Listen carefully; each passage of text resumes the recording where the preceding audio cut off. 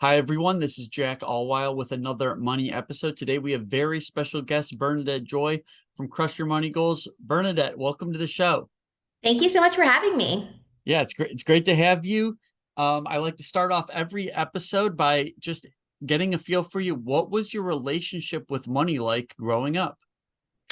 I would say the best way I can characterize it was tumultuous.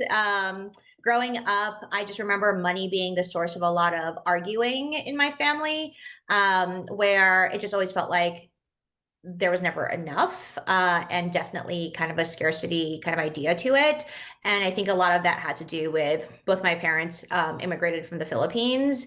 And they left the Philippines during like a very kind of economically challenging time in that country to come to the U.S. And so, it was kind of the classic immigrant story of just like we got to make ends meet and we got to make things work. And so I just remember a lot of times growing up as a kid of like money is this thing that we never seem to have enough of. How did that kind of compel you or get you, I guess, fired up to do what you're doing now? How are those related? Yeah. So I would say I'm 38 years old right now, and I'm still figuring out how to change that relationship with money. And the reason that I ended up starting Crush Your Money Goals was that back in 2016, I did everything that what like my family told me I was supposed to do to like be financially stable. I got good grades. I went to a good college. I got not one, but two degrees. Then I got a good job. Then I went to get a master's degree. And then one day I kind of woke up and was just like, well, then why do I still feel like this is like such a struggle?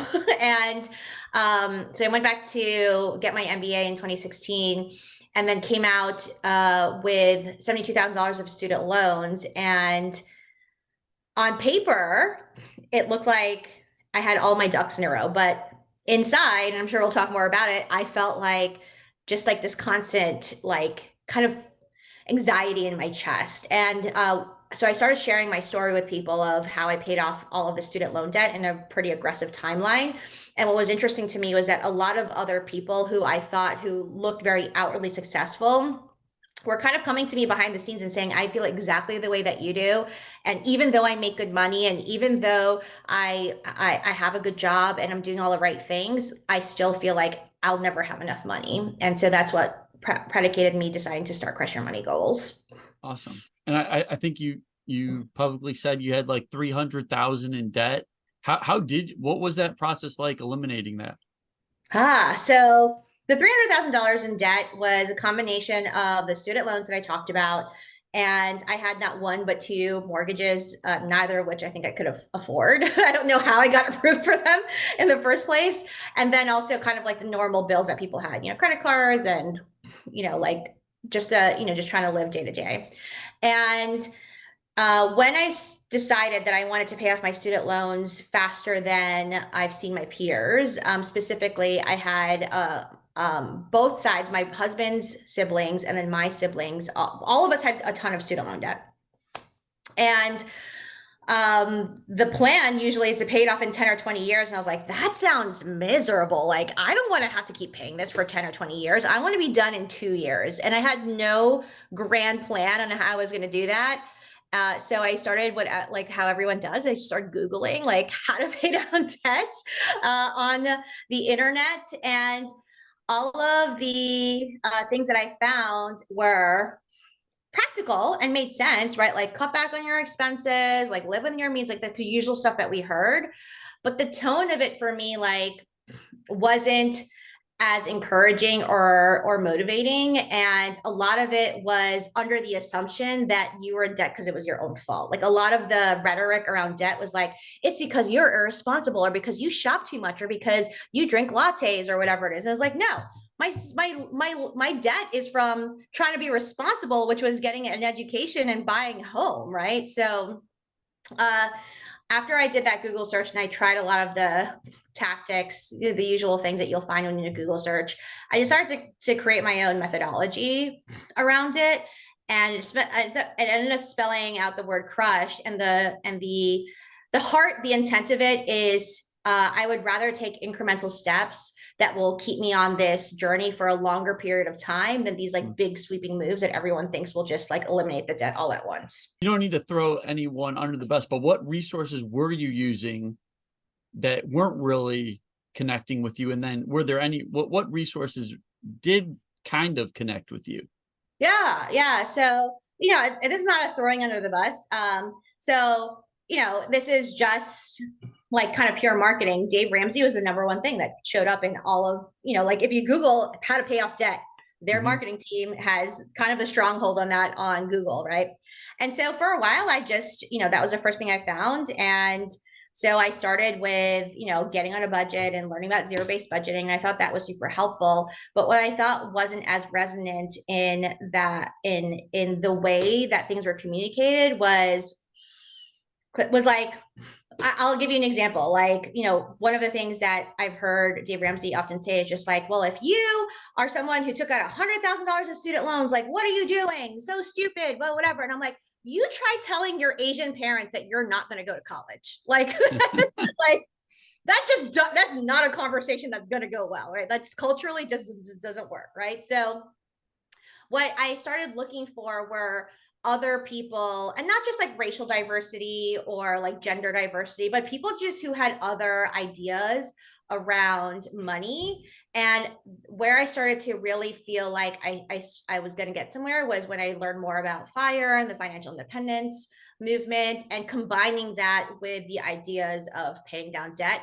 I think where I started to find like my own voice in it is that paying off debt was just like the beginning of the journey. And it was a way for me to reframe debt as a short-term solution versus a long-term lifestyle, and combining that with kind of the different thoughts of schools of thought in the FIRE movement. Gotcha. And just to get some clarification, so you said you had two mortgages? Was one of those like a rental, or how did that look? Yeah. So I moved to Charlotte over a decade ago from New York City with the thought that I would never own a home because I was priced out of my own neighborhood growing up in New York City. So the idea of owning a house was like, whoa, like I can't believe I can afford a house. So my husband and I, when a year after we moved here, we moved into a townhouse here in Charlotte. And then this was when like I was really into this like HGTV, like flipping houses, that's like the way to become rich kind of thing. And I kid you not, my husband and I went just randomly to a neighborhood at an open house, and we put in a lowball offer for a house that we'd never thought they would accept, and they did. And so we ended up renting out that first townhouse and moving into this house with the idea of kind of renovating both of those, not having a clue on how involved that is, and what it's like to be a landlord, and then trying to balance two mortgages on top of going to grad school and all of the usual bills that you would have as like a 20-something old couple. And can you quickly run through what degree or like what you studied in school on top of that MBA that you already mentioned? So my undergrad was, I did a bachelor's of science in business administration, and then I did a bachelor of arts in psychology, and then for my MBA I did a master of business administration, but with a focus on like entrepreneurship. And what's interesting is I sometimes forget that I have 3 degrees. And again, going back to kind of like my Asian roots, I initially just wanted to study psychology, and my family was like, there's no, we're not going to pay for a psychology degree because what are you going to do with that? So I just did business to appease them. And then I ended up working into kind of corporate America. But now with what I do in Crush Your Money Goals, I find the psychology degree to be way more useful than the business degree. It's funny you mentioned that, because it feels like the more I read, and the book, The Psychology of Money, kind of hammered this home for me, is that I almost think the personal finance should be more taught in like psychology class. And I think you had a good little clip actually on, I think it was your website, where you said money is not like learning math, it's more like learning music. And actually, why we're at it, what could you go through that analogy for us? Yeah. So I think one of the biggest disservices that we do in personal finance is letting people assume that if you can just math out your money issues, that will solve all of it. But the truth is, like, if we were just making decisions purely on math, like none of us would really have debt, because like mathematically it doesn't really make sense for a lot of people. So I thought about this. Actually, this was during the pandemic. So while everyone was, baking banana bread and, doing all that stuff, I decided to start taking piano lessons again. And I took piano lessons as a kid, but I was never good at it. And I was 2 weeks into my piano lessons. That was in my second lesson. And I go to my teacher and I was like, I don't know how to learn. I don't know how to play a full song. Like, I might as well quit. And he was basically like, so you thought after 2 lessons that you would be able to play an entire song? Like, what made you think that? And I think that's a lot of how people approach finances. They think they'll go to one class, they'll learn how to do a budget one time, they'll read, like watch X amount of YouTube videos and think like, okay, what I was missing was the knowledge, right? But actually, what people are missing in personal finance is practice and understanding really the theory behind it, and also putting your personal spin on it. And so when I think about like the analogy in music, like two people can be playing the exact same piece of music and it could sound completely different based off of their skill, based off of their what kind of emotion they put on it, based off if they want to do it a certain genre, like a certain kind of style. And I think personal finance is that way too. Like everyone has to find their own way of playing music. People have to decide how they want to manage their finances that fits their personality and their style. Yes, you mentioned the practice component, and I think, yeah, a lot of people like admit like, yeah, you got to get the reps in to be good at anything. But in terms of practicing for our personal finance, what does the practice actually look like? So I would say a couple of things. Number one is, well, I'll take a step back. I heard a really good analogy from Ali Abdal, who's like a productivity YouTuber, like really popular.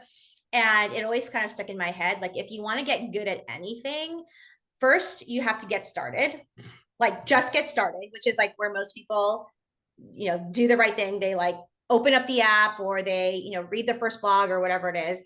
But then the next step is to get good, right? And that's where like the practice comes in. And then the third step is to get smart.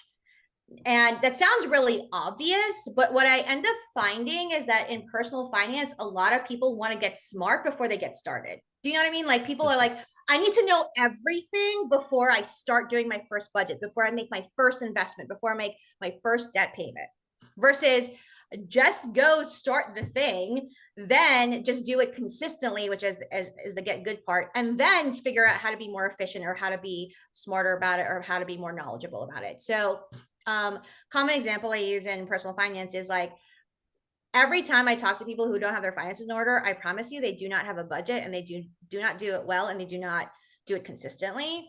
And it's because they're like, oh, I tried it 1 or 2 or 3 times even, and it like didn't work out every single time. And I was just like, for me and my husband, it took a year for us to really like master that skill. And people usually quit way before a year.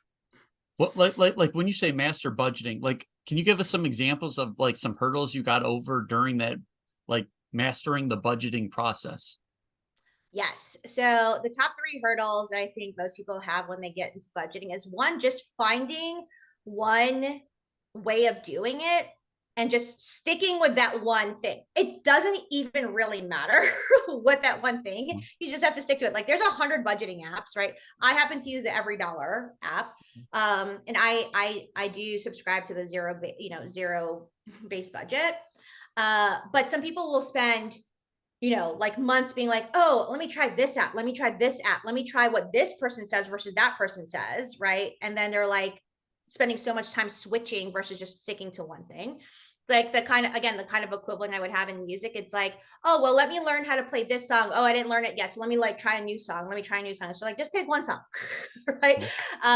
So number one is like not switching between the different methodologies, just pick one and stick to it.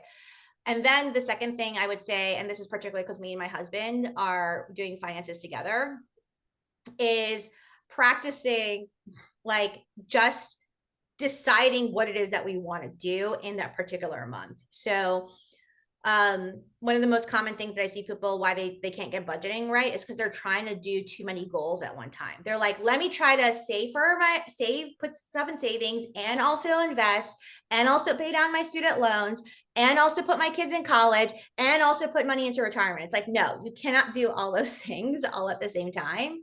And so I am a big proponent of like, pick the one thing that's going to get all of your attention in that given month and practice until that thing is done.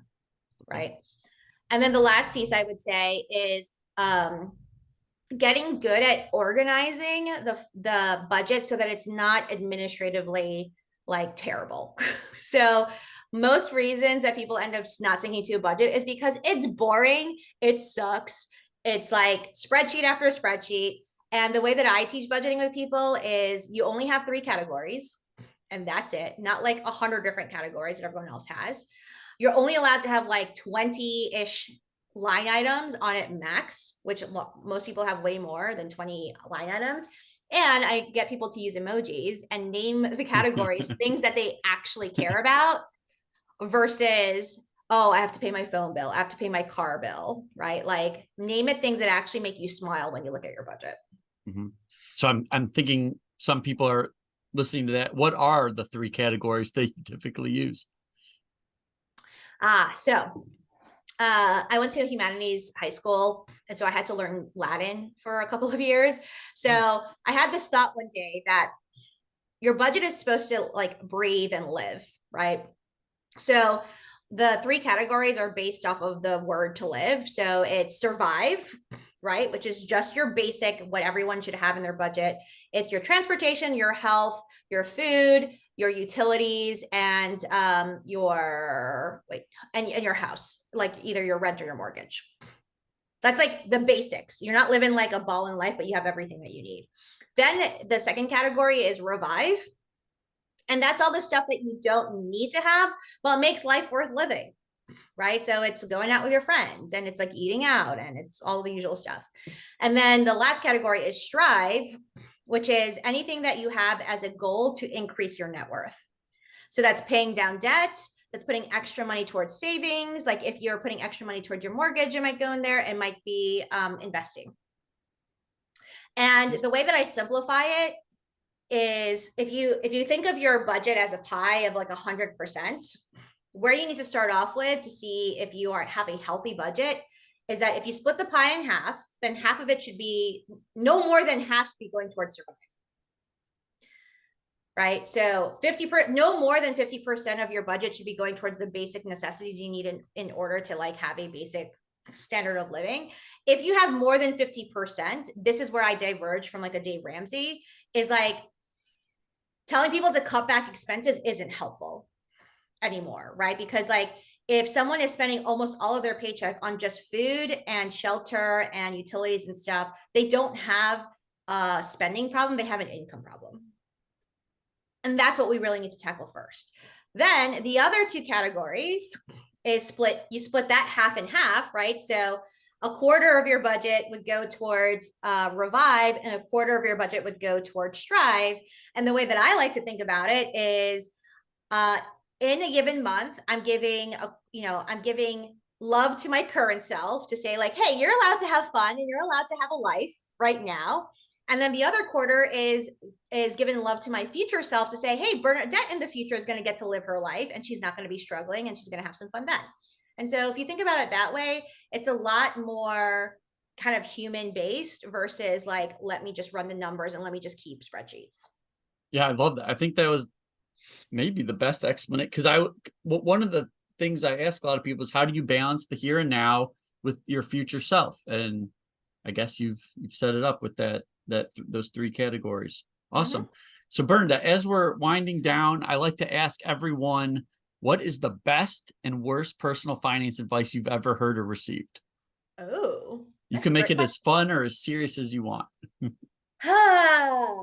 I'm feeling in a fun mood today. So let's say, I would say, this is very cliche, but the worst advice that I've heard is that like luxury goods are an asset. Like, so what I mean by that is I just, and this is very cliche again, like I'm not trying to like make a stereotype of women, but like I've heard so many women who say they don't have any money to pay for like retirement, all this stuff, but they're carrying around a Louis Vuitton purse.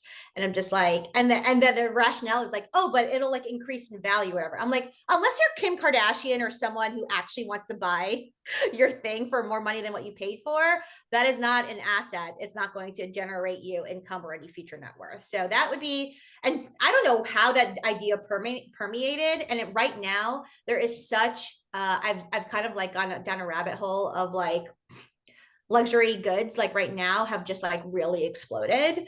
And people who like, especially for like younger generations, they've just like decided, oh, like I can't afford to buy a house and I can't afford, so I'm just gonna like buy a bunch of like luxury brand type of stuff. So and not to say that I don't like luxury brand things, but it has to be like make sense within your budget.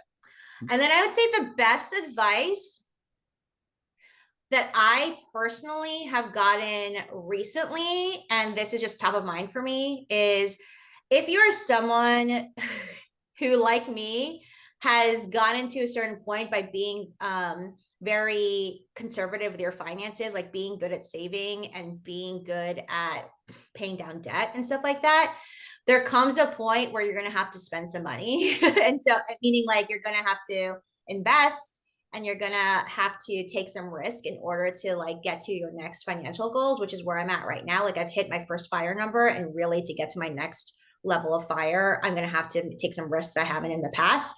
And so 2 weeks ago, I presented my business to an expert panel, and they literally said to me like, you need to invest some more money into your own business. You need to stop investing into like all these other things and actually have some faith in yourself that you can get the return more than 5 or 10% or whatever the market is telling you, because your own business is going to be the greatest like return on investment that you're going to get. Awesome. You know, I had one other question, comes back to a thing you said prior about kind of the culture around, you know, you said Dave Ramsey doesn't have Asian parents. How do we, like, in your estimate, like going forward, this idea around education and some of these beliefs that you have to go to school to be productive and be successful, how do we go about breaking those held beliefs down? I mean, it sounds oversimplified, but I really do think it's really hard to be that thing until you see that thing first. And so I myself, it may not look this way, but I am a huge introvert. Like I do not like putting myself out there. Like even doing things like this for for your YouTube channel is just like I have to like take a deep breath before I do it, because I would rather be sitting on that couch and just like curled up under a blanket. That's just how I am. But I real like, especially in the last 2 years, and you and I met like via FinCon, is I've had a lot of people come up to me to say, I resonate with your story. Not just like, of course, I get the obvious sometimes of like, oh, because you're also Asian, because you're also Filipino, because you're also a female. But I've had people who've come up to me and say, I resonate with your story because you are child free. And I've always was told that I have to have kids, or you are renting right now. And I was always told I had to buy a house, or you quit your day job. And I've always wanted to become an entrepreneur. And so I think the simplest way, and you're doing this right now, is to encourage the people who are kind of pioneering their own path to share their stories and show what's actually possible if you take a path that's not the traditional path. And also I think specifically, and I think this is like very pertinent with social media and stuff, is to really cheer other people's journeys on. And so what I mean by that is that now I've been in this, my own kind of entrepreneurial experience for like four years now in content creation, but really back to 2016 when I started my first business. And I've gotten so much love and support from a lot of different people, but there's also been times where I've gotten people who are like on social media, and at some point maybe you'll experience this too, right? It's just like, oh, well, I don't believe that you did that, show us the proof. Or like, I disagree with you and I don't think your story is accurate because blah blah blah blah blah, right? And I used to take that to the heart, to the point where I almost quit, right? Because it wasn't one or two comments. I'm on some pretty big platforms, and so like one thing you'll learn as a content creator is like, don't read the comments once you once you're like on some of these bigger platforms, because there's always going to be someone who's going to try to poke holes in like what your truth is. And so as a consumer of content, if you're someone who's looking for that inspiration of who you could potentially be, look for those people and, you know, share what you've learned from them and share your experience of like how that's been helpful to you, because it helps those people to keep doing what they're doing to hopefully encourage others to pursue alternate paths. Awesome. Well, Bernadette, I have thoroughly enjoyed talking to you, and I appreciate you breaking down some of those concepts. Where can the listeners go to learn more about you, get in touch with you, learn about Crush Your Money Goals? Absolutely. So I am primarily on Instagram in terms of social media. And so you can find me at Bernadette Joy. And even if we never work together, I have a free guide. It's the 10 money tools that help me become a debt-free millionaire. And it's absolutely free to anyone. And you can just go to crushyourmoneygoals.com/free guide. And maybe you'll share that in the show notes. And that is something you can start using today. Awesome. Thanks so much, Bernadette. Thanks for having me.